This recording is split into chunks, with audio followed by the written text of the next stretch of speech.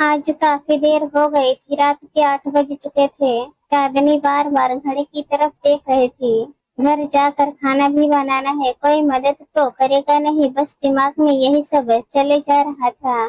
जैसे ही उसने घर में कदम रखा, मेघा जी ने अपना राग अलापना शुरू कर दिया। इतनी देर कैसे लग गई, ध्यान नहीं था क्या कि रात का खाना भी बनाना है। आज हॉस्पिटल में बहुत भीड़ थी, नंबर आते आते काफी वक्त लग गया। अरे तो खाना बना कर चली जाती, कोई पता होता है कि हॉस्पिटल में कितना वक्त लगता है। आते समय घर के लिए सब्जी ले आई क्या? कल सुबह जल्दी खाना बनेगा तो तैयारी तो अभी करनी पड़ेगी। जी ले आई। चांदनी चुपचाप रसोई की तरफ चल दी सब्जी रखने। उसे पता था हाल तो कोई पूछेगा नहीं, पर यह जरूर पूछेगा कि जो सामान लाना था वह लाए कि नहीं। सामान रख कर पानी का गिलास लिया ही था कि मेघा जी रसोई में आ गई। चांदनी एक काम करो, अभी के लिए तो सिर्फ रोटी, कोई भी सब्जी और बूंदी का रायता बना लो, और फिर सुबह के लिए भी तैयारी करके रख देना। विनीत और नित्या मेघा जी के छोटे बेटे बहू, जो कि दूसरे शहर में रहते हैं और कुछ दिनों के लिए यहाँ आए हुए हैं, सुबह 7 बजे यहाँ से निकल जाएंगे। तैयारी रहेगी तो खाना बनाने में देर नहीं लगेगी। यह कहकर मेघा जी जिस गति से रसोई में आई थी,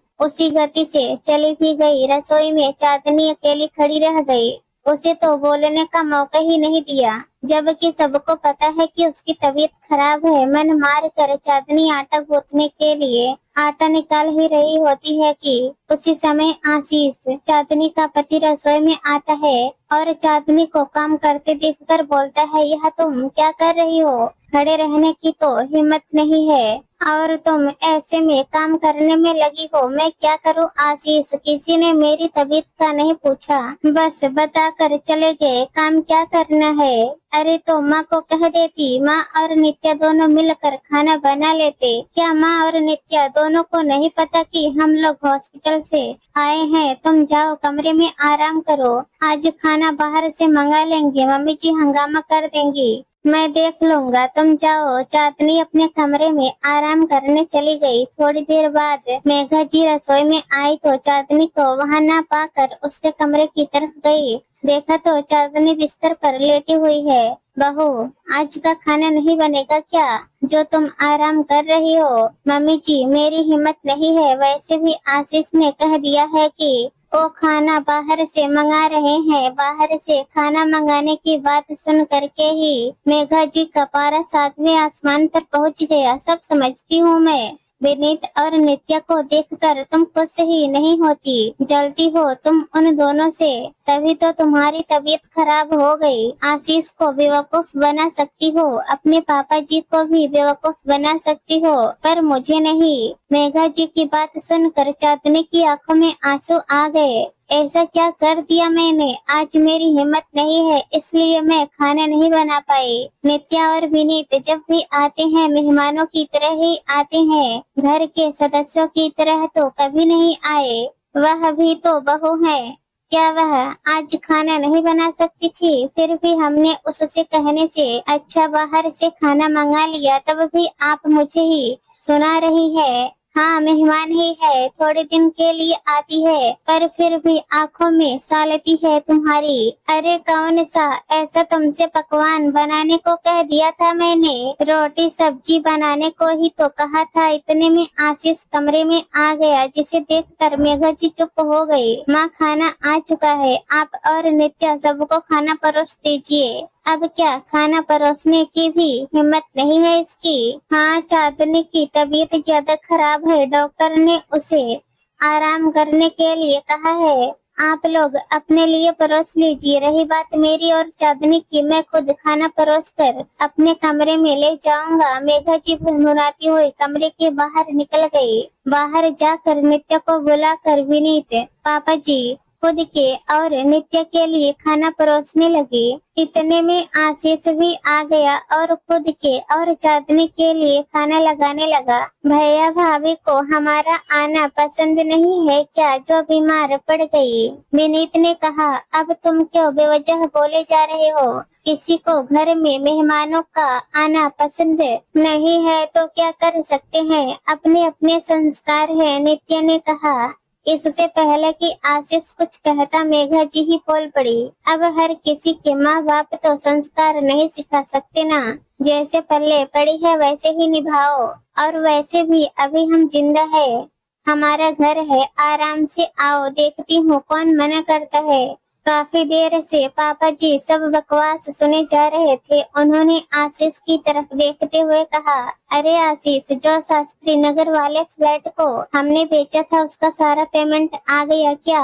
आशीष एक टक पापा जी को देखता ही रहा। उसे कुछ समझ ही नहीं आया कि पापा जी ने यह क्या पूछा, पर इतना तो था कि सबकी निगाहें अब पापा जी की तरफ थी। अरे हमारा शास्त्री नगर में कोई फ्लैट भी था, मुझे तो पता ही नहीं, और था भी तो कितने में बेचा, हमें तो कुछ भी नहीं बताया। मेघा जी ने कहा, हाँ बहुत पहले खरीदा था मैंने, पूरे 70 लाख में बिका है। आधा पेमेंट तो उन लोगों ने पहले ही दे दिया था, आधा पेमेंट बाद में देने के लिए कहा था, उसी के लिए पूछ रहा था। अभी भी आशीष अपने पापा को एक टक ही देखे जा रहा था। इससे पहले कि वह कुछ बोलता, पापा जी ने दोबारा कहना शुरू कर दिया, सोच रहा हूँ कि एक बार फ्लैट खरीद लूं आशीष और चांदनी के नाम से। आखिर हमारे बेटे बहू है, इन पर इतना तो विश्वास किया ही जा सकता है। आखिर ऐसे कैसे दो बेटे हैं आपके, तो हिस्सा भी तो बराबरी का होना चाहिए। मेघा जी ने कहा, हाँ पापा, यह तो गलत बात है। आखिर भैया के साथ साथ मैं भी तो आपका बेटा हूँ, मेरा भी बराबर का हिस्सा बनता है। विनीत ने कहा, हाँ पापा जी, आप फ्लैट लोगे तो चारों के नाम का लोगे, अन्यथा अपने नाम से ही लो, ताकि बाद में जब बंटवारा हो तो सबको बराबर का हिस्सा मिले। अब की बार नित्य ने कहा। सबकी बातें सुनकर पापा जी मुस्कुराने लगे। अरे ऐसा कैसे हो सकता है, भला मेहमानों की कैसी हिस्सेदारी, कैसी बात कर रहे हैं आप? विनीत भी आपका बेटा है, नित्य भी आपकी बहू है, तो ये भी बराबर के हकदार हुए ना। अच्छा, हिस्सेदारी में बराबर का हक याद है तुम्हें, और घर के कामों में और जिम्मेदारी में बराबर का हिस्सा याद नहीं है तुम्हें? और वैसे भी अभी थोड़ी देर पहले तुम लोग अपने आप को मेहमान बता रहे थे घर का। अब क्या हुआ? आज चांदनी की तबीयत खराब है तो तुम लोग इतना नाच रहे हो, जबकि जब भी तुम लोग घर में आते हो तब वह अकेले ही काम में लगी रहती है, और तुम्हारी सेवा करने के लिए चांदनी ही यहाँ पर होती है। तुम्हारे ये मेहमान नहीं, उसके संस्कार गिनाने से अच्छा अपने संस्कार गिनो, समझे ना? और हाँ, कोई फ्लॉट नहीं है, यह तो मैंने तुम्हारी जुबान खुलवाने के लिए बोला था। आइंदा जरा सोच समझ कर बोलना। पापा जी की सीधी और सपाट बात सुनकर सब चुप हो गए। मेघा जी के मुंह से बोल तक नहीं फूटे, और आशीष वह आंखों में अपने पिता को धन्यवाद दे रहा था कि कम से कम उन्होंने तो सच का साथ दिया।